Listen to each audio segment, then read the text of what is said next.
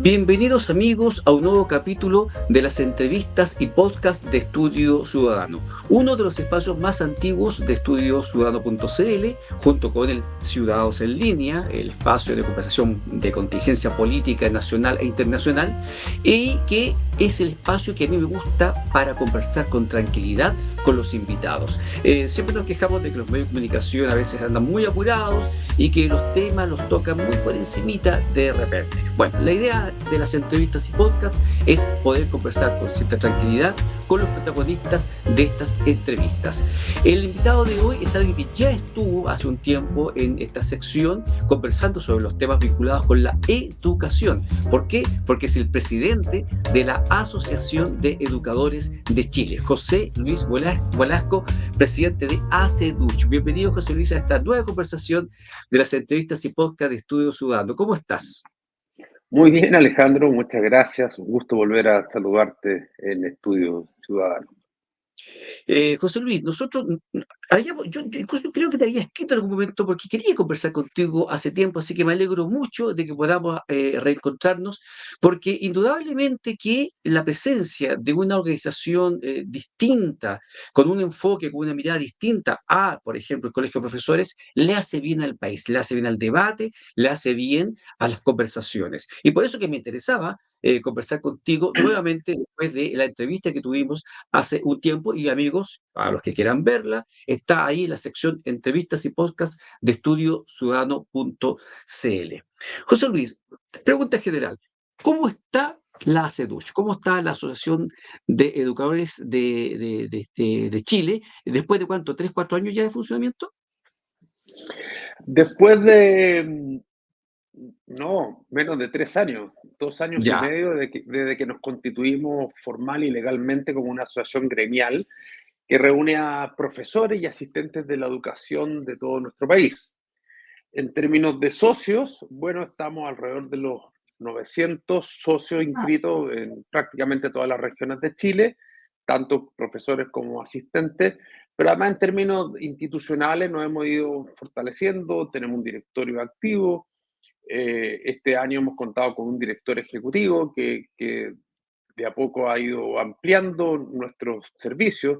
Hoy día como asociación gremial, y esto es importante para todos los trabajadores de la educación, tenemos convenios con 5 universidades que tanto en cursos presenciales como cursos online tienen descuentos y facilidades de pago en posgrado y postítulos en sus áreas de educación. Así que ahí apuntando directamente a cómo mejorar la calidad de la educación a través de la educación superior para los que ya trabajan o son titulados. También hemos desarrollado una serie de convenios, por ejemplo, con abogados, con psicólogos, asesorías. Tenemos un convenio para un intercambio laboral, una pasantía laboral en Estados Unidos, porque creemos que es muy importante que los profesores no solo se formen, sino que también puedan tener apoyo en los problemas típicos de la vida laboral, en este caso, apoyo psicológico por el estrés, por el agobio, apoyo jurídico, porque muchas veces los profesores somos acusados o tenemos demandas actualmente por algunas cosas, digamos, bastante curiosas, ¿no? También otras que son mucho más graves, violencia, etcétera. Así que hemos desarrollado ese tipo de servicios que creemos que son muy importantes para los profesores y asistentes de la educación. Así que han sido 2 años fructíferos, 2 años en que nos hemos fortalecido como institución, en que hemos crecido y por supuesto tenemos mucho por hacer porque la educación, como tú bien dices, estamos seguros que necesita una mirada distinta. A veces me preguntan, oye, ¿son oposición al colegio de profesores? No, somos una mirada distinta. Hay más de 200.000 profesores y otros tantos asistentes de la educación que no se sienten representados por las asociaciones gremiales actuales y por tanto nosotros creemos que es importante que se canalicen esas inquietudes, esas miradas, esas necesidades a través de otras organizaciones. Así que eso es ACEDUC y por supuesto las puertas abiertas y la invitación para todos los profesores y asistentes de la educación de nuestro país. Gracias, José Luis. Bueno, ahí yo estaba mostrando mientras hablaba José Luis la página web de Aceduch, aceduch.cl, una página fácil de ubicar, en fin, para que los interesados la puedan revisar. Usted puede ver ahí, por ejemplo, que tiene un botón clarito para hacerse socio de la organización y está los accesos a toda la información que ha estado mencionando eh, José Luis. Por ejemplo, acá hay una nota de prensa sobre el proyecto de ley de convivencia educativa, le quita atribuciones a los equipos directivos y profesores. José Luis, partamos al tiro conversando de algunos temas específicos que a mí me interesa conocer vuestra opinión. ¿Por qué? Porque uno de los temas claramente que hoy día está, pero en la punta del iceberg, es la seguridad. La seguridad, o más bien dicho, la inseguridad que azota a todo el país, en las calles, en nuestras casas. Hoy día hay vándalos que ingresan masivamente a la casa de uno no puede estar tranquilo en ninguna parte. Y lamentablemente los colegios también han sufrido serios problemas. Todas las semanas se muestra una serie de situaciones. Bueno, anoche, por ejemplo, mostraban en el liceo de Ñuñoa cómo los encapuchados causaban desórdenes, hay profesores agredidos, hay peleas entre los alumnos. ¿Cuáles son los puntos que ustedes destacarían que hay que atender para poder atacar esta situación de que ustedes le llaman convivencia escolar? Yo diría que un poquito más que eso, un problema de seguridad, digamos, que es transversal a todo el país y que también afecta a los colegios. Bueno, hablar de convivencia y de violencia en realidad no es lo mismo, ¿no?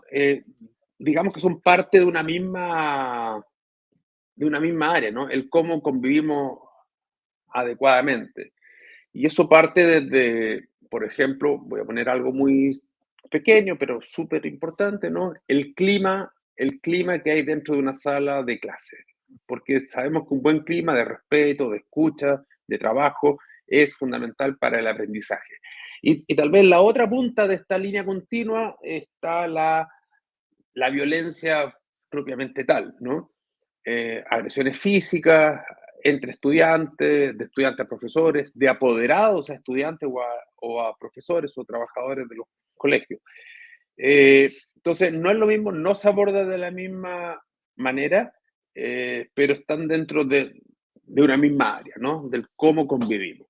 Ahora, si quieres partir por el extremo de la violencia, lo primero que hay que tener claro es que la violencia es parte de nuestra sociedad, actualmente de nuestra cultura, muy lamentablemente, por cierto, y no es rol de los colegios, no estamos preparados, ni llamados, ni tenemos las capacidades, los profesores, para eliminar esa violencia social. Y todos sabemos que, querámoslo o no, los colegios somos reflejo de lo que es la sociedad. Y por tanto, son otras autoridades las que con sus atribuciones y sus capacidades tienen que evitar la violencia y generar el ambiente seguro en torno a los colegios. Los profesores, los directores somos responsables de el ambiente de seguridad dentro del colegio. Y por supuesto que hay una frontera bastante permeable, ¿no? Cuando, no sé, un grupo de jóvenes o de apoderados a veces irrumpe agresivamente o entra a un colegio y por algún motivo se comporta violentamente con un profesor, como hemos visto, ¿no? Hace poquito fue condenado un estudiante por haber golpeado en el rostro a un profesor. Evidentemente, eso que podría haber partido por una situación de mala convivencia termina en un hecho de violencia y ahí dentro de los colegios se puede hacer algo, se debe hacer algo, pero no vamos a eliminar esos problemas en la sociedad. Ahora, ¿qué hacer? Porque obviamente el diagnóstico es bastante compartido. Eh, y eso, entre paréntesis, quiero rescatarlo. Es muy importante que los diagnósticos sean compartidos. Por, ahora, una cosa es estar de acuerdo en los hechos, primero. Segundo, en que esos hechos no son tolerables. Y eso, hay que recordar que hace algunos años, de hecho, en torno al estallido social, muchas autoridades políticas, líderes de opinión, sí toleraron hechos de violencia. Y eso es parte del problema, ¿no? Porque efectivamente los jóvenes que están en formación, que tienen un criterio recién a medio formar, cuando ven que los adultos toleran, eh, a veces alaban, ¿no? Y a veces incluso incitan a la violencia o a transgredir las normas de manera violenta, evidentemente el adolescente que está en formación dice, ah, esto no es tan malo, ¿no? No hay que recordar, Exactamente. no hay que recordar que en el Congreso chileno, en el Parlamento, fueron aplaudidos esos jóvenes a los cuales se llamaba un poco románticamente de la primera línea y que en el fondo eran grupos violentos y de choque. 5 años después, nadie se acuerda, 5 años después todos los critican, 5 años después tú dices, no, eso era intolerable. Sí, pues, pero en su momento lo toleraron, lo alabaron y hasta lo incitaron. Entonces, Exacto. esa cultura de la violencia efectivamente ha sido muy dañina para nuestra sociedad en su conjunto y para los colegios en particular. Recordar, por ejemplo, que el actual delegado presidencial andaba con una polera del perro Matapaco, que después salió diciendo que no tenía idea de qué significaba, o sea, una cuestión impresionante. José Luis, en esa misma línea, y bueno, tal vez por deformación profesional como abogado, anoche yo mencioné ahora en la introducción, vi esta noticia de unos encapuchados, de estos jóvenes que andan con overoles blancos, haciendo desórdenes en el Liceo José Toribio Medina de Ñuñoa, escuela 7, tengo entendido que es el número. Y yo comentaba a mi familia y decía, mira, uno de los problemas que tenemos en el país, a mí parece, y me hago responsable de lo que digo, es la ley penal juvenil. Porque esos jóvenes que están haciendo esos desórdenes, que estaban quemando contenedores de basura, que estaban tirando bombas de humo, en fin, que se suben arriba de los techos, solamente a destruir, saben que la ley es débil, que pueden matar a alguien, cometer uno de los delitos más graves, por ejemplo, como es el incendio, y la pena que eventualmente se les vaya a asignar es bajísima. Amigos, para los que no lo sepan, la ley penal juvenil, su principal característica, me atrevo a decir, es que impone penas atenuadas. Es decir, si el adulto comete un delito, nuestro Código Penal dice que tal es la pena. Pero si ese mismo delito lo comete un menor de 18 años, entonces esa pena que está asignada en el Código Penal se va a aplicar atenuada con menos. Entonces, si en un caso era cárcel efectiva, en otro caso será una multa. ¿Se dan cuenta? Entonces, ¿por qué lo menciono? Porque tú mismo acabas de mencionar de este ambiente, este contexto de validación de la violencia. Pero yo creo que desde el punto de vista legal también tenemos un problema. ¿Han tenido ustedes la posibilidad de analizar ese tipo de arista, ese tipo de situaciones? Porque también, y con esto cierro la pregunta, quiero recordar que el Colegio de Profesores también ha avalado esta violencia cuando se oponía a la ley de convivencia escolar, cuando se oponía, por ejemplo, a expulsar a un alumno que La ley de aula definitivamente... segura. Claro, la ley Aula Segura, donde hay alumnos y apoderados que han hecho de la violencia, del maltrato, de la ofensa, su forma normal de funcionamiento. ¿Será necesario hacer alguna reforma legal también en materia penal, José Luis? ¿Lo ha conversado usted internamente? No, yo de materias penales no sé y la verdad que no es un tema que hayamos conversado, pero te quiero decir dos cosas al respecto. La primera es que nuestro problema no es de leyes, es de aplicación de las leyes. Porque hoy día tenemos suficientes leyes y normas. Porque, por ejemplo, si un menor de edad comete una infracción, una falta o un delito, tiene efectivamente penas atenuadas, como tú muy bien dices, pero recordemos que los padres tienen responsabilidades también. Y esas responsabilidades, entiendo, tú me corregirás, entiendo que también son susceptibles de infracciones penales y por tanto de castigos penales, ¿no? Los padres Buen punto. o los adultos que los incitan. Entonces, nuestro problema no es de falta de leyes, nuestro problema es de falta de decisión y de coraje para aplicarlas. Sin ir más lejos, la violencia, las tomas al interior de los establecimientos son absolutamente susceptibles de ser manejadas. porque los representantes legales, en el caso de los colegios municipales, son los alcaldes, tienen la posibilidad, por ejemplo, de llamar a carabineros, de autorizar el ingreso de los carabineros en búsqueda de los encapuchados, de los que tiran bombas molotov, etc. Así que hoy día leyes existen. Falta decisión y coraje para aplicarlas. Eso es lo primero que quería decir al respecto. Y lo segundo, que es muy importante aplicarlas, no solo por las personas que han cometido esos actos para buscarlas y sancionarlas, que ya es una cosa, sino también por la señal que se le da al resto. No, llevamos no sé, unas 2 o 3 décadas haciendo creer a los jóvenes o a los adolescentes que las normas se pueden saltar, que en realidad no es tan grave.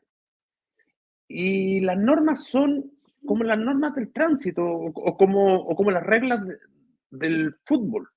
No puede haber una convivencia pacífica.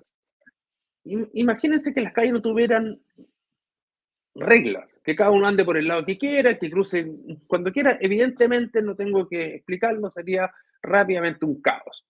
Lo mismo pasaría en el fútbol, ¿no? Si la cancha no tuviera líneas, si no tuviera un área, si no tuviera un arco. Oye, la regla dice que si metes la pelota debajo de los 3 palos es gol. Bueno, imagínate que no existiera esa regla. Obviamente sería un caos.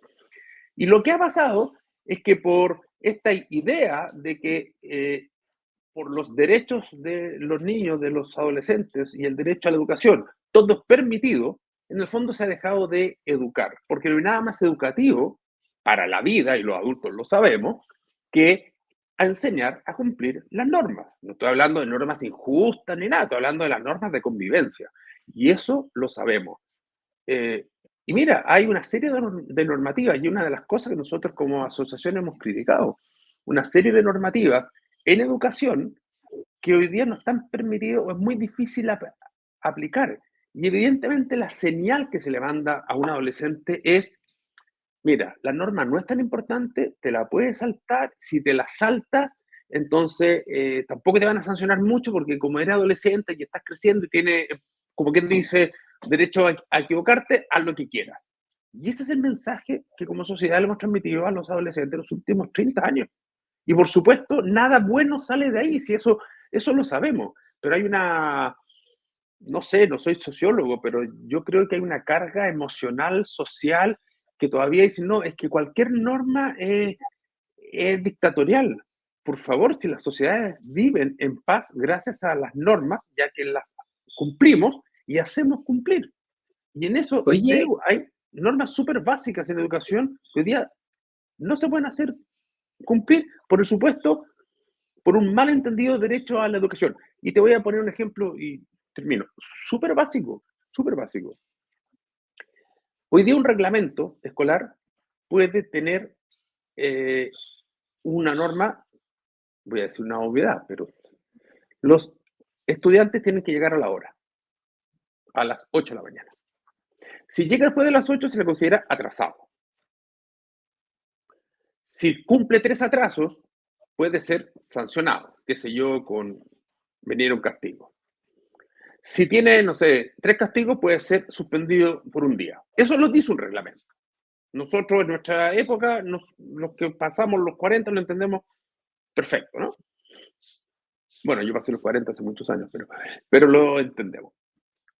Bueno, hoy día hay una instrucción de la Superintendencia de Educación que dice no se puede, ningún niño puede quedar fuera del aula por llegar atrasado. Entonces, no, porque claro, porque como su derecho a la educación es superior al llegar atrasado, entonces tiene que entrar a clase, aunque llegue tarde. Pero yo te pregunto, ¿enseñarle a ese niño a llegar a la hora no es educarlo acaso? ¿No es absolutamente. educarlo? ¿Cuánta gente, trabajadores, profesionales, hoy día, de 25, 30, 35 años, no llegan nunca a la hora? Y después los despiden. Dice, pero ¿cómo? ¿Por qué me despiden? Es que llega siempre tarde. ¿Pero cómo se nunca me enseñaron a llegar a la hora? ¿Acaso no es educativo enseñarles a llegar a la hora? ¿Acaso el colegio, los profesores, no tenemos que poner todos nuestros medios para educar a ese niño. Entonces, su derecho a la educación no es solo estar adentro de la clase. Su derecho a la educación está por sobre el entrar a la clase. Y ahí, efectivamente, una sanción por llegar permanentemente tarde es perfectamente viable. Claro. O sea, de hecho, uno podría decir, porque también alguien mencionaba, no, que si lo deja afuera, va a ir a vagar, se expone a ser víctima incluso de un delito o a cometer delitos por las malas juntas, ya está bien, hagamos lo que entre. Pero no puede quedar impune el hecho de haber llegado atrasado. Tiene que haber alguna sanción, tiene que haber alguna votación, tiene que pesarle en algún momento el tener esa conducta, que además no era la primera el castigo, sino que estamos hablando de conductas repetitivas. En esa misma línea, José Luis, a propósito de lo que tú estabas hablando, me acordé de una institución que a mí me parece que también ha hecho su aporte al deterioro de la situación que vive el país, que es la Defensoría de la Niñez. ¿Cuál es el rol que tú crees que ha tenido esta Defensoría? Porque tú estabas hablando de las normas, de que no se pueden saltar las normas, y yo inmediatamente me acordé de que el 18, el estallido delincuencial partió con el salto de los torniquetes.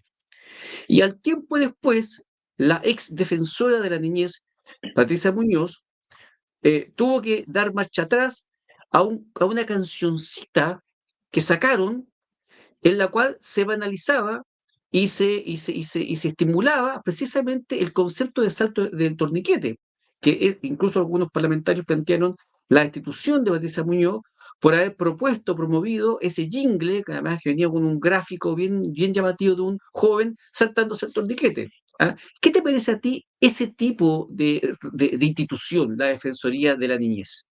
No solamente por ese tipo de cosas, sino que porque también se supone que debiera proteger a los alumnos, a los niños. Ahora, la correcta protección, a mí me parece, y yo eso coincido plenamente contigo, no significa estar abonando permanentemente las malas conductas. Mira, no tengo una evaluación de la Defensoría de la Niñez per se, ¿no? La verdad que no nos hemos metido en eso. No obstante, yo creo que por lo que ya dije en relación al fondo de la educación, ya esta cultura permisiva, escondida bajo la frase de los derechos.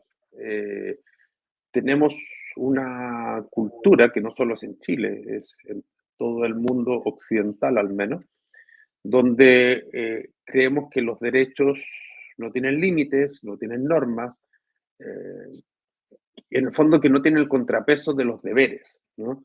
Porque los derechos de todas las personas tienen un contrapeso en los deberes y eso es lo que finalmente va eh, dibujando los límites.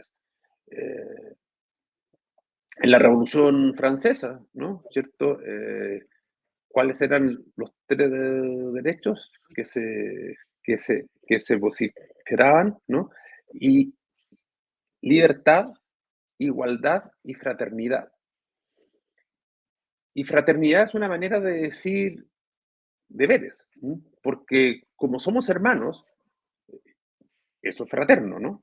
Como somos hermanos, entonces nos cuidamos y nos respetamos unos a otros.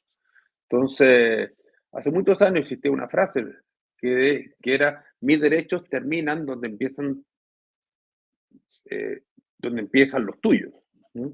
Entonces, bueno, y parece que al cabo de 200 años la libertad y la igualdad han como olvidado la fraternidad, han olvidado esta idea de que vivimos en comunidad, en sociedad, y vivir en sociedad requiere normas y límites. Y ahí todas las instituciones.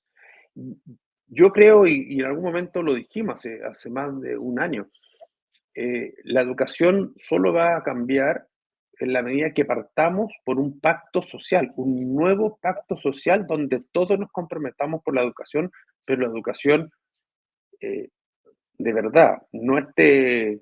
Y no quiero decir que lo que yo diga sea verdad y que lo que los otros dicen no lo es, pero la educación es verdadera cuando realmente estamos preocupados del bienestar, no solo presente, sino que futuro de los niños, niñas y adolescentes. Y eso implica enseñarles a respetar a los demás y, por tanto, a cumplir las normas de buena convivencia, desde lo más pequeño a lo más grande, porque no nos olvidemos que el que, como dice la frase del Evangelio, ¿no? El que es fiel en lo poco, es fiel en lo mucho.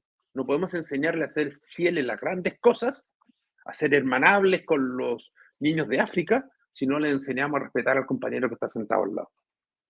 Oye, José Luis, y en ese contexto, hay ciertas medidas que algunos colegios han tomado y que a mí me parece que son razonables, tal vez indeseables, tal vez no quisiera que se tuviera que tomar ese tipo de medidas, pero son necesarias. Y sin embargo aparece de pronto una autoridad oponiéndose. Voy a ser bien específico. Un colegio de la quinta región, Don Bosco creo que se llama, tuvo que dar una batalla legal, incluso en la corte, para poder instalar un detector de metales en un establecimiento que tengo entendido que tiene alumnos de educación básica y educación media. Y yo lo vi más de una vez, al superintendente de educación atacando esa medida, diciendo que eso era indigno, que iba en contra de los derechos de los alumnos. A ver, yo si tengo que salir del país o entrar a un país por el aeropuerto, no cruzar ilegalmente la frontera, porque esa es otra arista que tenemos también. Yo debo salir y entrar con mis documentos al día.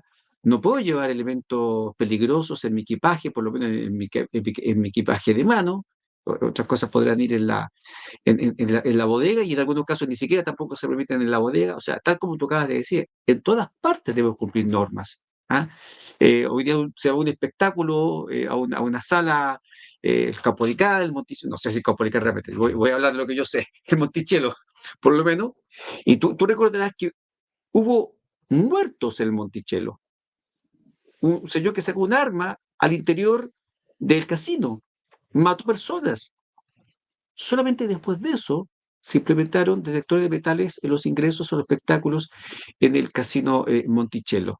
¿Qué te parece a ti este tipo de situaciones? Por una parte, ¿es necesario, conveniente seguir avanzando en medidas como instalar detector de metales u otras ideas que puedan plantearse? ¿Y qué te parece el rol de la Superintendencia de Educación en esta materia? Porque, ¿qué pasa? Que muchos, cuando uno ve que es solamente derecho, derecho, derecho y nada de deber ni obligación, entonces algunos plantean, cuestión que yo tengo mis dudas de que sea útil, pero a veces uno tiende a pensar que podría ser, de que tal vez Chile va a tener que empezar a salirse de los tratados internacionales que lo obligan a respetar tanto derecho y no exigir deberes ni obligaciones.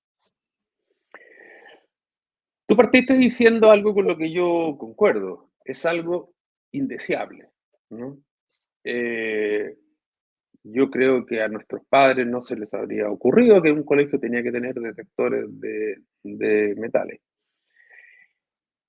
Pero no hay que olvidar que hace ya varios años, no sé, 15 tal vez, se normó que el colegio, profesores o asistentes de la educación, no podían revisar las mochilas de los estudiantes, porque era una, no sé, una vejación. ¿Mm? Entonces, estamos una vez más en la posición en que se dictan normas sin medir las consecuencias de largo plazo. Hay una especie de, y en educación se da mucho, una especie eh, de fantasía normativa que se dicta una ley, una norma, algunas muy importantes, de gran impacto, sin medir las consecuencias de largo plazo. Como si no se hiciera un análisis prospectivo. ¿Qué va a pasar en 5 años más? ¿Qué va a pasar en 10 años más? ¿Qué va a pasar en 20 años más? El cortoplacismo y la ceguera ideológica hace que se tomen decisiones sin medir las consecuencias. Y esto, que es una cosa pequeña, entre comillas, ¿no? No le revisemos las mochilas a los niños. Bueno, resulta que las mochilas llevan elementos para hacer bombas Molotov. ¿Mm? Entonces, ahora nos quejamos de que dentro del colegio hay una fábrica de bombas Molotov. ¿Y las cosas que cayeron del cielo? Evidentemente no, digo. ¿Mm? Entonces, ponemos una solución o una norma como el detector de metales, cuando en realidad lo que deberíamos hacer es retrotraer la norma de que no se pueden revisar los bolsos sospechosos. No estoy diciendo, si uno entra a cualquier espectáculo público y grande, te revisan todo. Y ojo, es divertido. ¿Te acuerdas que hace algunos años, en torno al estallido social, decían, no, es que ¿por qué le tenemos que dar el RUT a los carabineros? Y sin embargo, esas mismas personas van a un concierto o a un partido de fútbol de alta convocatoria y tienen que mostrar el carnet, poner la huella digital, mostrar el bolso, hasta los toquetean así. Pero claro, cuando quieren ir a un espectáculo no tienen un problema y el vejamen se olvida. Pero cuando es para la educación, ¿y qué es más importante, ir a un concierto o a la educación? Entonces, de nuevo tenemos trastocado la importancia de la educación y le ponemos normas sin medir las consecuencias. Raya para la suma, el detector de metales ojalá no fuera necesario, pero evidentemente hay que poner las precauciones, ¿no? Tú pones el ejemplo del asesinato en el Monticello. ¿Que vamos a esperar que un estudiante agarre a balazo a un profesor o que pase lo que pasa en Estados Unidos? Entonces ahí vamos a decir, oh, ¿y por qué no pusimos detectores de metales antes? ¿Cómo no se nos ocurrió? Claro, porque hay autoridades que una vez más siguen creyendo que todos los derechos implica saltarse todos los deberes y todas las normas. ¿Mm?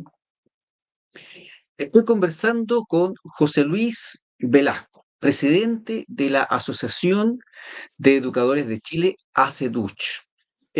Vamos a hacer la pausa de rigor en esta interesante entrevista para conversar de temas más institucionales, porque creo que ya el diagnóstico lo hemos hecho bastante bueno. Solamente decir a propósito de un alcance que hizo José Luis respecto de la responsabilidad penal de personas que están alrededor de los niños, efectivamente nuestro Código Penal sanciona a aquellos que usan menores para cometer delitos. Esa es una situación. Y respecto a los padres, la responsabilidad penal ya es mucho más acotada porque se tiene que demostrar que el padre sí influyó en la formación de esta mala conducta del menor. Ahora, lo que sí está más claro es la responsabilidad civil de los padres. Es decir, si un menor genera un daño material, sí se puede perseguir a los padres respecto de ese daño material para que indemnicen, para que reparen. Quería hacer ese alcance jurídico para los amigos que nos están viendo. Vamos a ir conversando con José Luis Velasco de ACEDUCH después de esta pequeñísima pausa.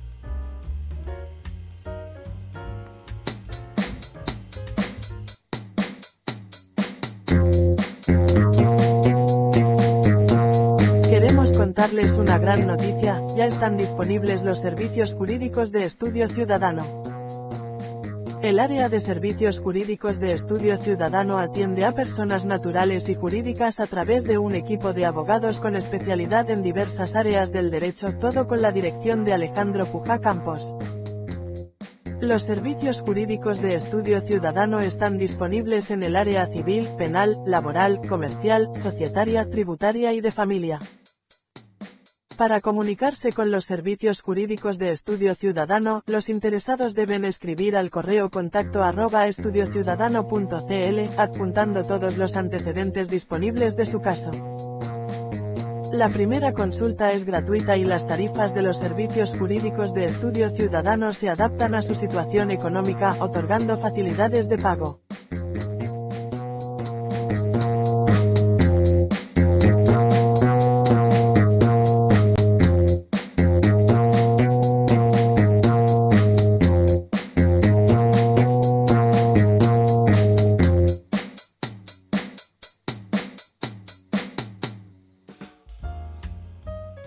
Estoy conversando ya por segunda vez con José Luis Velasco, presidente de la Asociación de Educadores de Chile. ¿Por qué digo por segunda vez? Porque aquí tengo al lado en mi pantallita soplona la entrevista que le hice precisamente a José Luis Velasco hace ya, mira, más de 2 años. Es del 5 de enero del año 2022. Y tiene más de 2.300 visitas la entrevista que hicimos en esa ocasión, donde, a ver si estamos hablando un poco más de 2 años, claro, la Asociación de Educadores de Chile tenía poco tiempo ya recién formado, y en ocasiones que hablamos de muchas cosas, y por eso mismo es que me interesaba tanto poder compartir nuevamente con José Luis Velasco para que nos pusiera al tanto no solamente del crecimiento de la CEDUCH, sino también de las cosas que están haciendo. Hemos estado conversando en la primera parte de cosas desagradables realmente, son las cosas negativas, pero es necesario hacer el diagnóstico para ver si estamos en el mismo lado de la cancha, si no estamos tan perdidos también, y que lo que a veces uno piensa que es raro, anormal, no es solamente una sensación de uno. Y aquí veo realmente que la CEDUCH sí tienen claro que hay muchas cosas que están mal en la educación. Pero no solamente nos tenemos que quedar con el diagnóstico, sino que también tenemos que avanzar con las soluciones. Y dentro de esas soluciones hay un trabajo que hacer con los profesores. Es verdad que a veces los profesores se quejan con justa razón de las condiciones en las cuales desarrollan sus actividades. Durante muchos años hablamos, por ejemplo, de los contratos laborales, de esto de que llegaba a fin de año y los cortaban, y no había entonces la posibilidad de que este profesor generara antigüedad, lo cual afectaba, por ejemplo, sus derechos laborales, sus indemnizaciones, en fin. También hay temas vinculados con la capacitación, con el mejoramiento. Hay situaciones donde hay algunos sectores profesores que no quieren que los evalúen, cuestión que es rara, porque todo el mundo es evaluado de una manera u otra cada cierto tiempo. En fin, hay muchos temas que me gustaría que José Luis nos comentara ahora sobre qué está haciendo la CEDUCH para mejorar la situación de los profesores en distintos aspectos, como por ejemplo lo laboral, como por ejemplo la capacitación. En fin, no sé, ¿por dónde quieres partir, José Luis, abordando este asunto? Que es muy amplio también. Los profesores somos el punto clave para la palanca de la educación, ¿no? Eh, y somos además la boca del embudo. Todo lo que se habla de educación, las normas, la investigación, la ciencia, todo de la educación es como un embudo, y la boca del embudo se llama profesores. Porque somos los profesores los que educamos, cerramos la puerta y nos quedamos con nuestros estudiantes. Por eso los profesores somos la piedra angular de cualquier sistema educativo. Y nuestra sociedad chilena está de acuerdo con lo que yo estoy diciendo, pero no toma las acciones para que este acuerdo de palabra se convierta en hechos reales. Como asociación estamos empujando cambios radicales en las condiciones de trabajo de los profesores. Los profesores somos tanto o más importantes que un médico. Lo que pasa es que nuestro trabajo es más difícil de medir, porque un médico que estudia mucho, se esfuerza mucho y tiene un trabajo muy estresante, pero su resultado es más fácil de medir. Opera o hace un tratamiento y el enfermo se recupera, se sana, a veces por las condiciones propias fallece, pero está en toda la investigación clara, decir por qué esto fue muy difícil. En cambio, la educación, por ser una ciencia social, y además donde el rol del educando, del niño, del adolescente, del joven, es muy importante, entonces como que las responsabilidades tienden a diluirse. Y en ese mar de responsabilidades que se diluyen, entonces no se valora suficientemente a los buenos profesores, y algunos que no son tan buenos, que son más flojos, que eh, escapan de sus responsabilidades, porque también los hay, entonces eso queda un poco más escondido. Entonces nosotros como asociación queremos empujar, yo diría, un nuevo estatuto para los profesores de Chile, donde las responsabilidades sean claras, donde los esfuerzos sean valorados y donde efectivamente podamos atraer a la profesión docente a los mejores estudiantes de cuarto medio. Y te voy a poner un par de ejemplos. Uno de ellos es la atracción docente, o sea, cuántos jóvenes de cuarto medio están postulando a las universidades. Y hemos visto, en la prensa sale, ¿no?, que esto ha venido cayendo y este año repuntó un poquito. Algunos estudios dicen que para el año 2030 van a faltar 33.000 profesores, entre profesores y educadores de párvulo, educadoras, la mayoría son mujeres. Entonces, nos preguntamos, bueno, ¿por qué? Y evidentemente muchas condiciones laborales que perjudican la atracción de los jóvenes a la carrera a las carreras de la educación. Uno de ellos, el sueldo. No, que estudio mucho, trabajo mucho y pagan poco. Y efectivamente en educación se paga poco. Te voy a dar tres datos. En promedio los profesores parten con alrededor de 720 o 800 mil pesos al mes. En un colegio estamos hablando municipal o particular subvencionado. Con ese sueldo parten. Un médico parte con 2,5 millones, 3 millones de pesos. Entonces uno dice, oye, no, es que el médico es el médico. Bueno, perdón, yo digo el profesor es el profesor. Un abogado no es tanto más que un profesor, puede partir con 1.200.000, 1.300.000. ¿Ya? Pero al cabo de 5 años, el profesor en promedio va a haber mejorado su remuneración en un 23%. Y al cabo de 5 años, un abogado va a haber mejorado su remuneración en un 58%. Y un médico va a haber mejorado su remuneración en un 50%. Entonces, no solo partimos muy abajo, sino que además nuestra subida es muy baja. Y eso, evidentemente, en un país donde hay un altísimo porcentaje de estudiantes universitarios, donde hay gratuidad para una parte importante de la población, optan por estudiar carreras más rentables. Eso es lo primero y eso hay que entrar a corregirlo rápido antes de que nos quedemos sin profesores. Segundo elemento clave, los profesores tenemos una gran carga laboral burocrática, digamos. Una serie de normas, de reglas, de papeleos y de cosas que nos piden el ministerio, la superintendencia, o sea, nos piden los colegios, pero obviamente es para responder a ello. Y eso es que no tienes algún problema, porque si tienes problemas, ahí sí que tienes mucha más carga de papeles que hacer. Y en eso también hay que tomar decisiones drásticas. Te voy a poner un ejemplo. El actual proyecto de ley de convivencia educativa, proyecto de ley que presentó el gobierno, que fue aprobado por la Cámara de Diputados y que hoy día está en el Senado, en vez de facilitar la gestión de la convivencia, exige la creación de más protocolos y todos los protocolos, como su nombre lo dice, ¿no?, tienen que tener una serie de normativas y de reglas y finalmente de formularios y de papeles que llenar. Entonces, el propio gobierno, el ministro, reconoce que hay un agobio laboral, pero a la hora de hacer un proyecto de ley le pone más agobio. Entonces, ahí hay que hacer una reingeniería de esto. Y para nosotros como asociación, y lo hemos dicho muchas veces, la reingeniería pasa por devolver a los establecimientos educacionales las atribuciones de poder gestionarse, no solo curricularmente, sino que también en términos de convivencia, de disciplina, como se decía antes.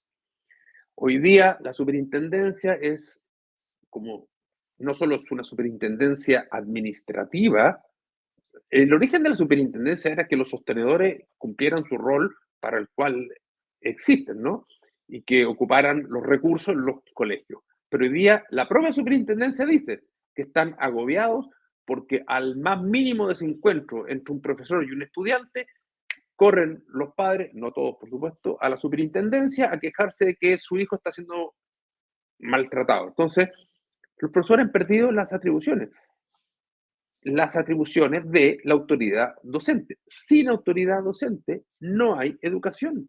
Ya lo hablábamos en el bloque anterior, ¿no?, a propósito de la convivencia. Y eso va desde las pequeñas cosas. Entonces, ese es el tercer tema. El primero son remuneraciones, el segundo es agobio y el tercero es la falta de autoridad docente. Nadie, ni una persona, en su sano juicio, va a meterse a trabajar donde lo maltratan. Habría que ser masoquistas. Por supuesto que no es en todos los colegios, ¿ya? Estamos hablando como en el límite.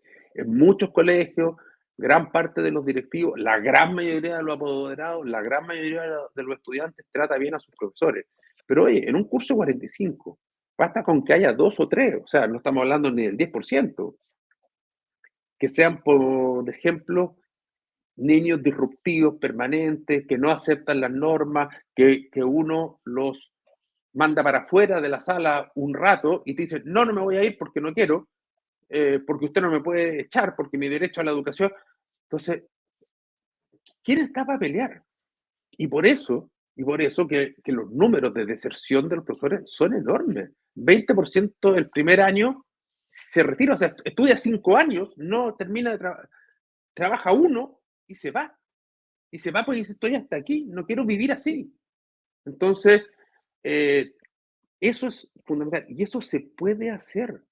Va a costar, sí, va a costar porque ya llevamos 20 o 30 años con un discurso contrario. Pero se puede, si la autoridad docente es fundamental. Pero eso no basta con decirlo, porque a las autoridades se lo hemos escuchado. Se lo hemos escuchado al ministro, hasta al presidente, se lo hemos escuchado. Pero hay que poner las acciones para que la autoridad vuelva a los colegios y los problemas de convivencia se resuelvan en el colegio. Un principio básico de la organización, cualquiera que haya estudiado gestión de personas, es los problemas tienen que solucionarse lo más cerca de la fuente del problema. Claro, Bueno, exacto. y aquí la normativa es lo contrario. Entonces, menos agobio, menos exigencia, más autonomía, más autoridad. Ese es nuestro planteamiento que creemos que es fundamental para que más jóvenes estudien esta carrera y para los que ya la están ejerciendo no se retiren. Ahora, en ese contexto, porque a mí siempre me gusta ver el lado positivo de las cosas, mm, no sé, pues yo tengo mi hijo ya grande, así que no tengo en este momento la experiencia directa de tener que ir a reuniones de apoderados y tener que lidiar con la vida escolar. Pero sí me parece, y corrígeme tú, que seguramente debes tener mejor la experiencia, porque lo debes ver todos los días, em, ¿no ha habido una especie de encapsulamiento también de parte de los padres y los profesores hacia irse a iniciativas privadas que, dado la regulación permanente que viene del Estado, han preferido ir renunciando, por ejemplo, a la subvención escolar, ir renunciando a el aporte estatal, de tal manera de llevar adelante proyectos netamente privados? ¿Por qué? Porque, por ejemplo, yo acá en Rancagua, capital de la sexta región, tenemos una tremenda institución que es el Instituto O'Higgins, administrado por los maristas, una congregación religiosa. Y yo era chico y el Instituto O'Higgins existía, y ahora tengo 50 y tantos años y el Instituto O'Higgins sigue existiendo, de hecho se ha ampliado, tiene más infraestructura y sigue siendo un proyecto educativo extraordinario. Los niños, de hecho hasta se amplió, ahora antes era solamente varón, ahora es mixto, en fin, le ha ido súper bien y yo creo que le va a seguir yendo bien porque seguramente ahí se cumple una serie de cuestiones que son básicas: el respeto, la autoridad, la exigencia académica, en fin, el apoyo de los padres de todos los aspectos, en lo material, por supuesto, en ir a reuniones, en estar atento a lo que pasa con sus hijos. ¿Cómo has visto tú, Gaby, cómo has visto la SEDUCH, el mundo de la educación privada? ¿Cómo le está yendo al mundo de la educación privada? Porque, ¿qué es lo que veo yo? Con esto termino la idea, de que un padre, cuando ve que la oferta de educación pública tiene todos estos problemas, si puede, corta por lo sano y se va a un colegio o particular subvencionado o sencillamente particular.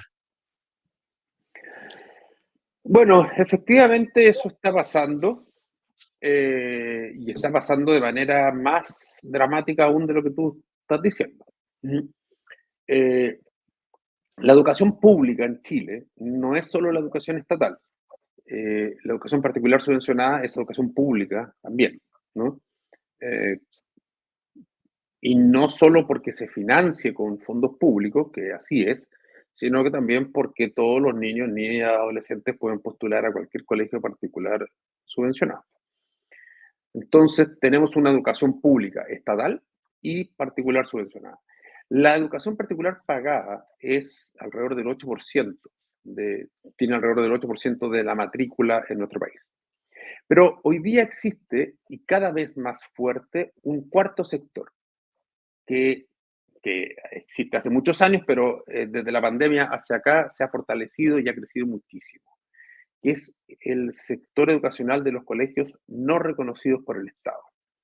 O sea, no solo no quieren los fondos públicos, sino que además no están dispuestos a someterse a las exigencias del Estado. Y esto tiene su cara positiva y su cara negativa. Pero la primera pregunta es ¿por qué? ¿Por qué este sector ha crecido? Hoy día, hoy día se sabe que la cantidad de niños que postuló a los colegios públicos, estatales y particulares subvencionados, a través del sistema de admisión que maneja el Estado, disminuyó en 63.000 con respecto al año pasado. Nos podríamos preguntar si hay 63.000 niños menos. Yo creo que no. ¿Hay menos niños? Sí. ¿Esos son 63.000? No. ¿Y entonces dónde están? Resulta que no están yendo a los colegios que tienen reconocimiento oficial. Están yendo a lo que se llaman escuelas libres o estudiando en la casa. Entonces, ¿por qué? Bueno, porque hoy día hay tantas exigencias, no solo para formar un colegio. Yo sé de pequeñas iglesias, sobre todo evangélicas, que han creado su propia, comillas, escuela dentro de su templo, en la población, en el barrio, que se juntan un grupo de padres, contratan un profesor y llevan a sus niños ahí. Por supuesto, el templo no tiene ninguna condición adecuada para hacer una sala de clase ni un colegio.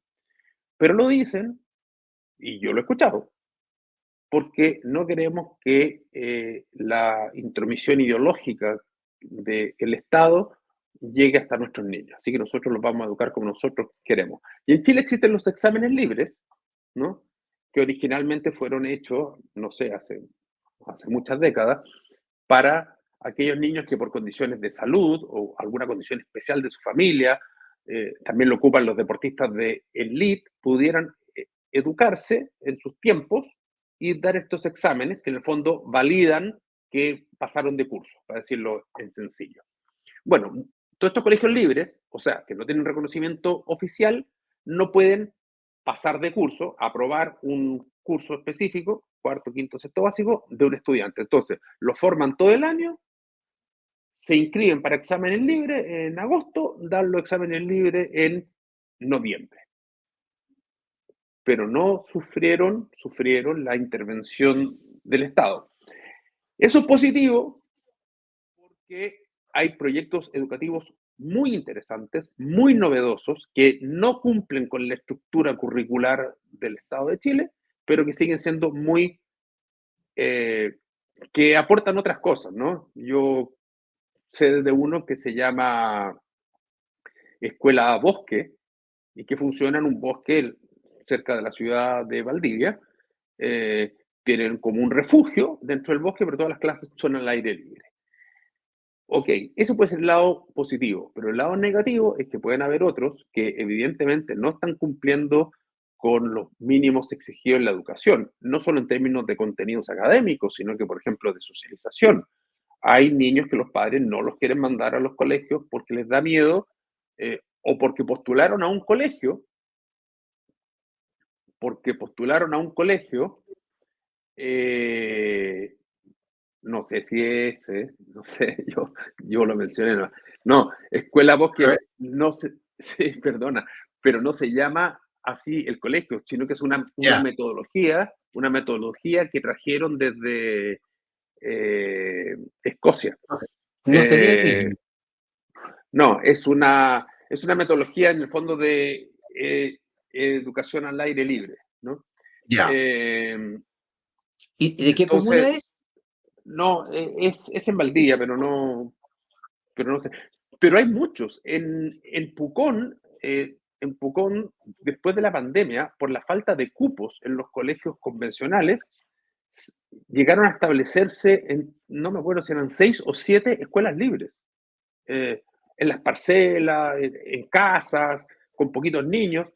Entonces, eso da... No, eso parece ser un colegio con, eh, con autorización del Estado. Sí. Sí, de hecho está vinculada con la Municipalidad de Valdivia. Ya. Sí, sí, Vamos, no, pero... vamos a buscar Entonces, en su momento, porque es súper interesante lo que estás comentando, José Luis. Es una alternativa, especialmente para los padres, porque estaba pensando también en los famosos, en los famosos, digamos, proyectos educacionales que se han visto tan golpeados precisamente con tanta normativa que viene no solamente del Estado, sino que estas normativas extremadamente progresistas a nivel internacional, a nivel de los tratados. Por eso te mencionaba el tema de, no será la hora tal vez de salirse de los tratados internacionales que se supone que están pensados para causar bien, pero parece que están causando más mal. bueno, no lo sé, yo no tengo una opinión A ver, técnica discusión profunda que hay que tener. al respecto, pero ciertamente los tratados internacionales homogeneizan una serie de aspectos, de los aspectos que trata ese mismo tratado, ¿no? Tienden a homogeneizar. Y hoy día en esta cultura de la libertad, muchos padres dicen, no, yo quiero para mi niño algo distinto. Conozco otro, yo digo colegio, pero no es colegio. Eh, de hecho, en esta cultura de la not mayo y la not burger, esto es como un not colegio, ¿no? Eh, pero que en el fondo apoya a los niños en la educación a distancia, en la educación autónoma a través de Internet, hoy día tan desarrollada, sobre todo durante la pandemia, y realiza con los niños las otras actividades de socialización, de recreación, de deporte, de manera de complementar la formación académica que sí le podría dar el Internet con la formación social y corporal y emocional. Entonces, hay una serie de proyectos. Y decía, esto puede tener ventajas porque efectivamente permite la innovación, y a mí me parece muy bien, dado la enorme rigidez de nuestro sistema educativo desde el punto de vista administrativo, curricular, laboral, financiero, etc. Tiene la desventaja que si alguien lo hace mal y engaña a las familias y le ofrece cosas que no cumple, no hay cómo saberlo. Entonces, pueden haber proyectos muy buenos y proyectos muy malos, pero no hay cómo saberlo. Y la otra desventaja es que todos son pagados. Por tanto, se está generando un nuevo bolsón de una educación innovadora, pero solo para familias que tienen dinero. Y ahí, evidentemente, es algo que tampoco nos gusta como sociedad. No digo que no lo puedan hacer, pueden hacerlo. Pero entonces, ¿qué hacemos con los niños cuyas familias no tienen dinero y que, por ejemplo, no tienen cupos?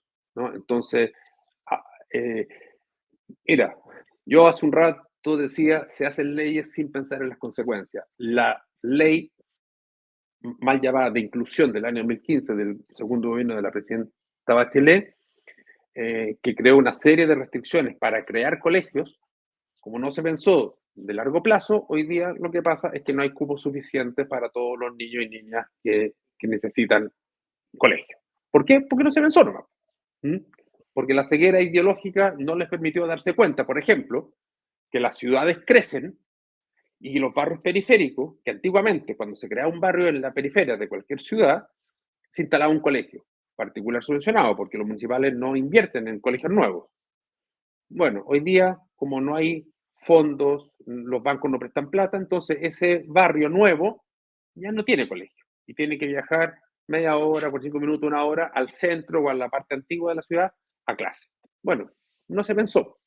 Y hoy día estamos con el problema. ¿Para qué decir los problemas de muchos niños y niñas durante este 2024 que no les quedó otra que quedarse en casa porque no encontraron colegio en ningún establecimiento que les satisfaciera?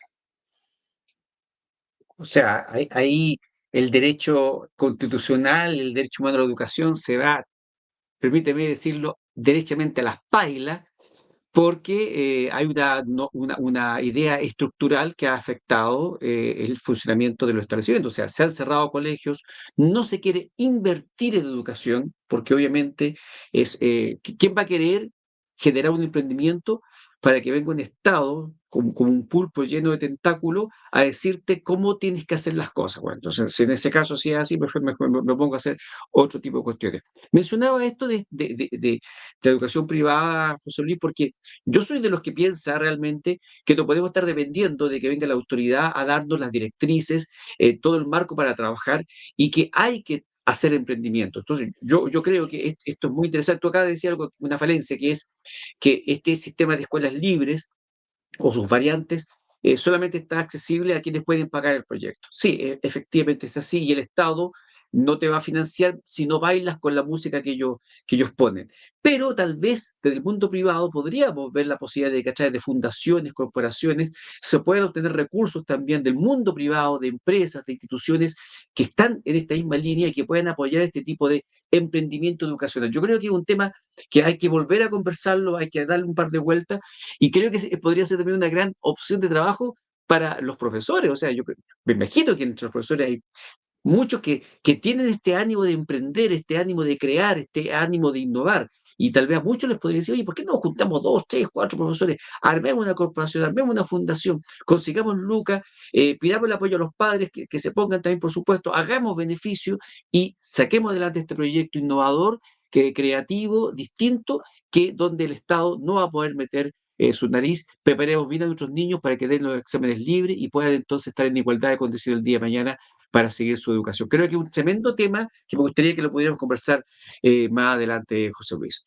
Volvamos un poco al enfoque original de esta parte del programa, que era ver qué estaban haciendo ustedes o qué estaban empujando para mejorar la situación de los profesores.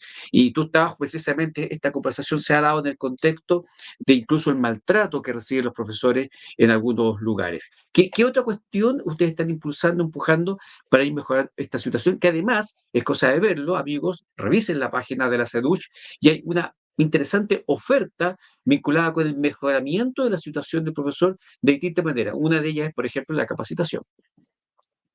Bueno, nosotros estamos preparando un documento que le vamos a pasar a todos los candidatos presidenciales con propuestas concretas. Ya dije la importancia de aumentar las remuneraciones a los profesores, que obviamente no depende de nosotros, pero sí estamos haciendo estudios cuantitativos y te voy a poner un solo ejemplo. Hoy día, pagarle a todos los profesores que trabajan en establecimientos públicos, es decir, estatales, municipales, SLEP y los de particulares subvencionados, pagarle a todos los profesores, como a los médicos, cuesta el 50%, cuesta la mitad de lo que vale la gratuidad universitaria anualmente. Es muchísimo dinero, sí, es muchísimo dinero. Pero cuando se quiere hacer algo, se hace. Por algo la gratuidad universitaria se instaló a un costo gigantesco, pero se instaló. O sea, cuando se quiere, se puede. Bueno, pero eso es como el sueño. Y a lo mejor nos podemos poner un plazo de, no sé, 10 o 15 años. Pero también hay otras cosas que se pueden hacer como beneficios no remuneracionales, como seguros de salud universal para todos los trabajadores de la educación, como una jubilación anticipada. ¡Wow! Jubilación anticipada. Te voy a dar un dato. Hay un estudio en Estados Unidos que dice que el desgaste emocional de los profesores es equivalente al desgaste emocional de las Fuerzas Armadas y de los bomberos. Los bomberos en Estados Unidos son pagados. Y las Fuerzas Armadas en Chile tienen jubilación anticipada. ¿Por qué? Por el desgaste emocional y por el esfuerzo que significa ser miembro de las Fuerzas Armadas, sin vacaciones, sin un montón de otras cosas que la mayoría de los ciudadanos tienen. Entonces, también se puede pensar en eso. Pero todo va de la mano de un discurso de que los profesores son la profesión más importante para el futuro del país, son el alma del país. Y eso no hay que olvidarlo. Y eso es algo que nosotros estamos empujando en distintos escenarios. Otra cuestión sencilla, entre comillas, la creación del defensor de la del educador. Un organismo público que sea, que tenga por rol defender a los profesores de los ataques en tribunales.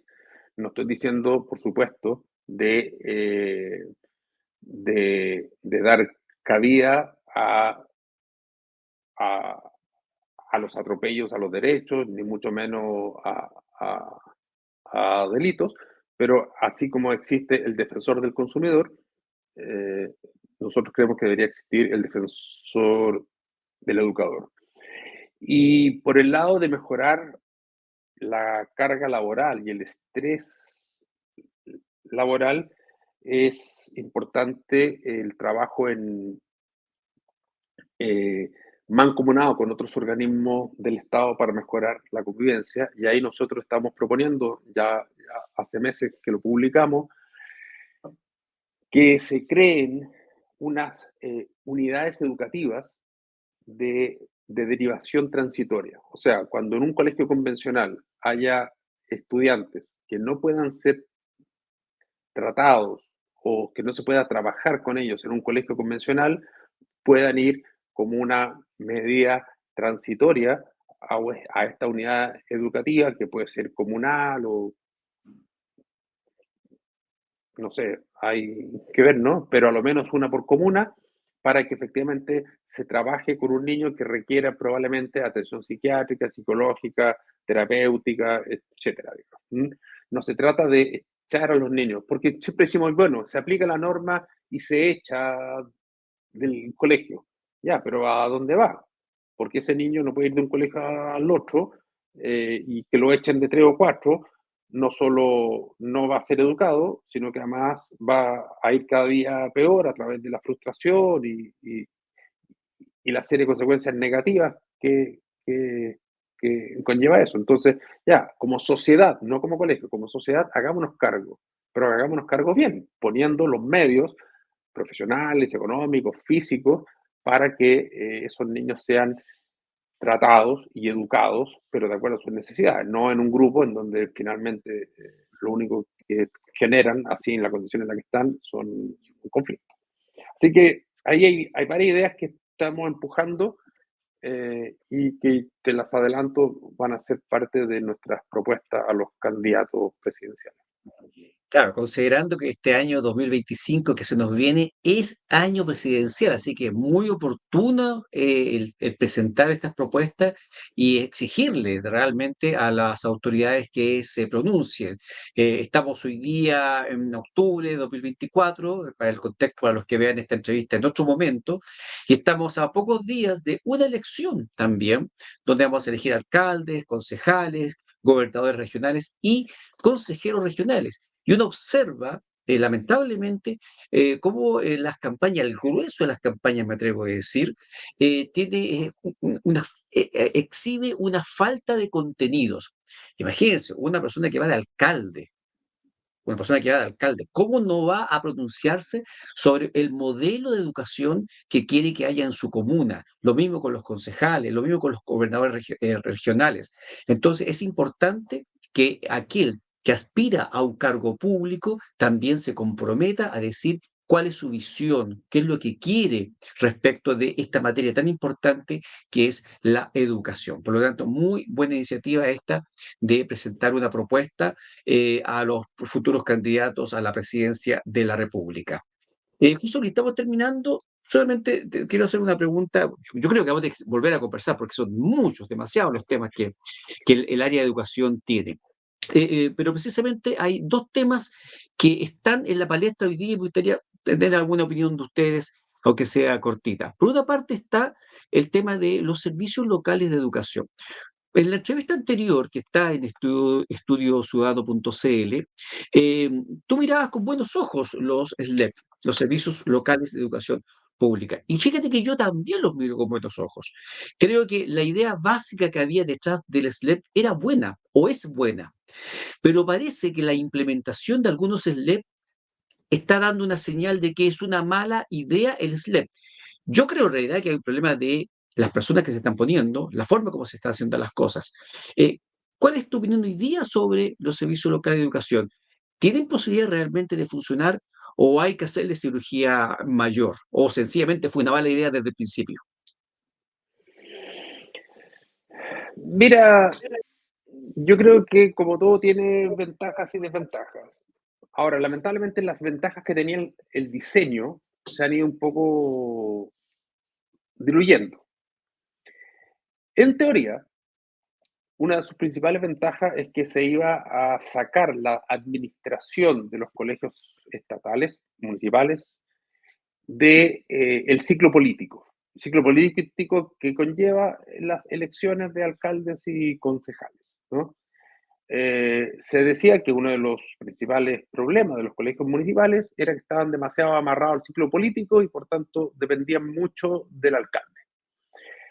Y esto que suena razonable, en realidad no hay investigaciones que lo avalen. Una vez más se tomó una decisión sin la evidencia científica que corresponda. Pero además, aunque sonaba bien, no fue así, porque vimos el caso del SLEP de Atacama, el más claro, ¿no? Que los alcaldes dejaron de tener poder político adentro de sus colegios municipales, sin embargo, los diputados y senadores empezaron a tenerlo. Entonces, ya no contrataban a sus amigos algunos alcaldes, sino que ahora empezaron a contratar a sus amigos algunos senadores. Por tanto, la idea de despolitizar la educación estatal no funcionó. El segundo tema es que el hecho de que los alcaldes fueran los administradores tenía el agregado de que estaban sometidos a la presión de su comuna. Y eso, a lo mejor en Santiago no se ve tanto, o en las ciudades grandes no se ve tanto, pero en las ciudades pequeñas, o en los pueblos, o en las comunas chicas, era muy importante, porque como el alcalde es alguien conocido del pueblo, y el pueblo no es tan grande y tiene, no sé, 4 o 5 colegios municipales, entonces había una cercanía entre la familia y el alcalde y lo podían presionar. Eso también se diluyó. El tercer problema es que los servicios locales son muy grandes y una vez más, como ya lo comentamos hace un rato, alejan eh, la solución del problema del lugar donde se genera el problema. Y por eso una de nuestras propuestas ha sido siempre, también lo mencioné, eh, las atribuciones, la autonomía y la descentralización a los directores. Los directores tienen que tener atribuciones y facultades para dirigir sus colegios. Y eso implica además tener recursos, porque tener la facultad, pero tener que pedir la plata, por pequeño que sea, a un administrador, que en el caso de los CELEB, además no está ni en mi comuna, puede estar 3 comunas más allá, y en el caso de las regiones, eso pueden ser varios cientos de kilómetros. Entonces, no se puede hacer gestión. Y por eso los establecimientos, además, físicamente se han deteriorado. Cualquiera de nosotros sabe que si no cuida su casa, si no está pintando, si no repone los vidrios que se quiebran, bueno, se va deteriorando. Y eso está pasando. Entonces, mayor autonomía y descentralización a los directores. Y yo creo que en esto hay que ser prudente, no se trata de deshacer los SLEP y volvamos todas las comunas, yo creo que no, yo creo que le podemos sacar y potenciar las cosas buenas.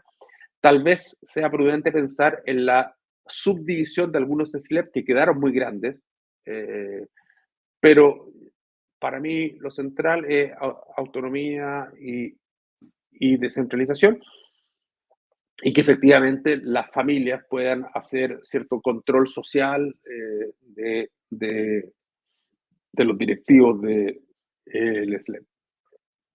Oye, y ahí tenemos otro problema, que a propósito de lo que acabas de decir, que tiene que ver con cuánto participan precisamente los padres en las organizaciones propias del colegio, como por ejemplo las reuniones de apoderados y los centros generales de padres. Yo creo que también hay un tremendo trabajo que hacer ahí desde el punto de vista de educar a las personas comunes y silvestres respecto de que cuando tiene un hijo y lo ponen a un colegio, hay también un deber de participar y de involucrarse en las decisiones que toma ese tipo de instancias, porque son claves para el futuro de una organización. Yo lo digo personalmente, yo fui presidente del Centro General de Padres de mis hijos, y obviamente uno estando ahí puede hacer un aporte importante a las decisiones que se vayan tomando.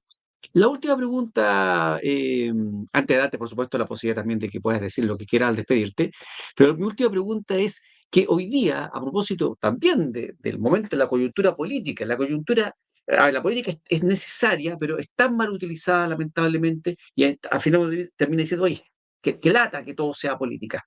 Pero cuando la política es mal utilizada, pasa eso. A propósito de la coyuntura política, precisamente el presidente de la República ha vuelto a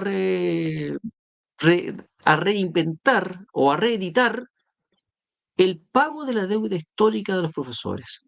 ¿Cómo tomaste tú o la SEDUCH este anuncio ya que parece el cuento del tío? Mira, de partida hasta el momento de esta entrevista no sabemos los detalles de la oferta del gobierno, ¿no? Sabemos que dijeron que iba a ser un bono único de entre 4 y 5 millones de pesos por cada uno de los profesores o exprofesores eh, que son sujetos de esta deuda. Eh, yo creo que es siempre bueno cerrar las deudas, ¿no? No, como dice el dicho, no hay plazo que no se cumpla ni deuda que no se pague. Y parece que en este caso la deuda existe, pagarla tal como está o tal como debería ser, digamos, es absolutamente imposible. Significa una cantidad de recursos muy superior a lo que hemos hablado en las otras medidas. Yo creo que es bueno cerrar el tema. Y si tienen los recursos que dicen, estos 4 o 5 millones de pesos por persona, es bueno cerrarlos. Claro, uno esperaría que las medidas que se tomen sean medidas con una mirada de futuro, con una medidas que impacten en la educación de los estudiantes de hoy y de mañana, pero también es justo poder cerrar un capítulo. Muchos dirán, oye, es que lo que a mí me adeudan es mucho más que 5 millones de pesos, puede ser, pero aquí yo creo que hay que aplicar otro dicho. A mí me encantan los dichos, perdón, pero Es sabiduría. eh, sí, más vale pájaro en la mano que 100 volando. Y yo creo que no solo porque más vale pájaro en la mano, sino también porque es necesario cerrar este capítulo que tanto ha desgastado a los profesores y a los propios gobiernos a lo largo de décadas. Así que si tienen los recursos, cerremos el capítulo con la oferta.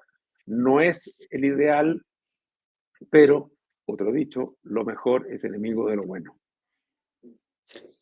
Pues, tú has dicho que es clave. Si tienen los recursos, y todas las señales indican que los recursos no están. Así que no nos extrañemos, amigos, si al final este anuncio es solamente un voladero de luces, es una ocasión para llamar la atención, porque dado el desempeño económico del país, el alto endeudamiento, la baja productividad, la desinversión, que daría para otro programa, es muy difícil que el gobierno vaya a tener los recursos realmente para poder hacer realidad esta propuesta que además, tal como dice José Luis, no está clara, no se conocen 100% los detalles. Parece que hay bastante improvisación en el anuncio. Bueno, y Eh, el hecho, perdona, y el hecho de que lo hayan mencionado a menos de 10 días de las elecciones de gobiernos regionales ah, y comunales, por lo menos nos da para suspicacias, ¿no? Lamentablemente, uno no quiere ser mal pensado, pero lamentablemente la conducta de algunas autoridades lo hacen a uno ponerse mal pensado y mirar las cosas con sospecha. José Luis Velasco, ha sido una entrevista interesantísima. Me ha quedado claro que el mundo de la educación sigue siendo un espacio complejo, donde las decisiones hay que tomarlas con cuidado, en lo posible, con la mayor cantidad de antecedentes, el dato duro que se llama. Y que la ideología, lamentablemente, le ha hecho mucho, mucho daño al sector. Los malos dirigentes también, los malos liderazgos, el creer que el exceso de derechos sociales o de progresismo ideológico le va a hacer bien a un sector que necesita reglas, porque los niños, los jóvenes, están en formación y por lo tanto necesitan reglas, necesitan figura de autoridad, de tal manera de que entiendan desde pequeños que las cosas no andan al lote en el mundo real. El ejemplo que pusiste respecto de aquel que llega atrasado al trabajo y lo despiden es muy bueno, ¿ah? Porque si no entiende este niño, este joven, que hay ciertos cánones que hay que respetar, entonces en la vida real el golpe es mucho más duro cuando se ve enfrentado a las reglas reales del trabajo, a las reglas reales de la sociedad. José Luis, un minuto para que te despidas y des el mensaje que te parezca y, por mi parte, por lo menos, el compromiso de seguir buscando espacios para seguir conversando sobre estas materias tan interesantes. Primero, darte las gracias, Alejandro, por esta conversación de más de una hora que hemos tenido. Efectivamente, los temas se abren, se abren, uno quisiera cerrarlos, pero se abren solitos, ¿no? Porque la educación es así. Mi mensaje final, ya lo dije, la educación es el alma de un pueblo y los profesores somos la palanca sobre eh, que, que mueven este motor que es la educación. Por eso es tan importante su reivindicación social y que eso se demuestre con hechos. Y nuestra Asociación de Educadores de Chile, ACEDUCH, nació con ese fin, proponer ideas concretas, no por eso menos difíciles, pero concretas para la educación. Y si nuestros oyentes están de acuerdo con lo que hemos dicho y comentado, yo lo invito a hacerse socio. Es muy fácil en nuestra página web www.aceduch.cl. Arriba a la derecha, el botón azul dice Hazte socio. Y ahí puedes hacerte socio y contribuir a esta nueva asociación gremial de educadores. Gracias por mostrarlo ahí, Alejandro.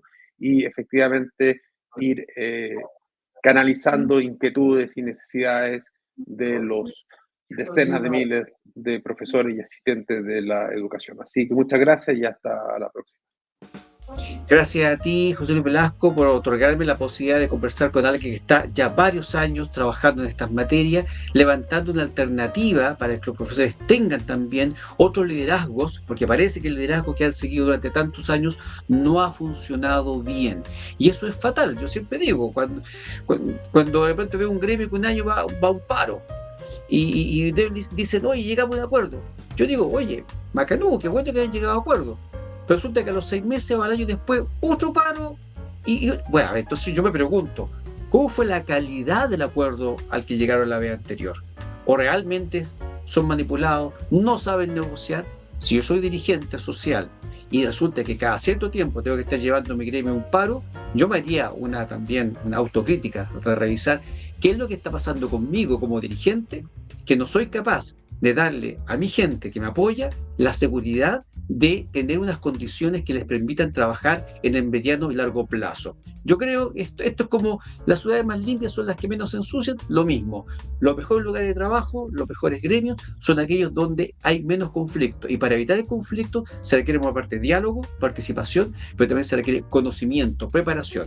Y a veces cuando veo a algunos dirigentes, y lo voy a decir con total responsabilidad, del colegio de profesores hablando sandeces, estimulando solamente el conflicto, ahora entiendo también, digo yo, por qué los profesores tienen tantos problemas. Si los líderes andan mal de la cabeza, obviamente que los resultados no van a ser buenos. Así que me alegro mucho que exista la Asociación de Educadores de Chile, que estuvo liderando la José Luis, y espero que podamos seguir conversando sobre esta y otras materias vinculadas con el presente y el futuro de nuestro país. Y a ustedes, amigos, los dejo invitados como siempre a mantenerse en sintonía de estudiociudadano.cl, seguirnos en todas nuestras redes sociales para que se informen oportunamente de estos eventos que cada cierto tiempo tenemos. Las entrevistas y podcast de Estudio Ciudadano no tienen una periodicidad fija, sino que aparecen cada vez que tenemos una persona que tiene algo importante que aportar, como es en este caso José Luis Velasco, presidente de la ACEDUCH. Así que los espero en cualquier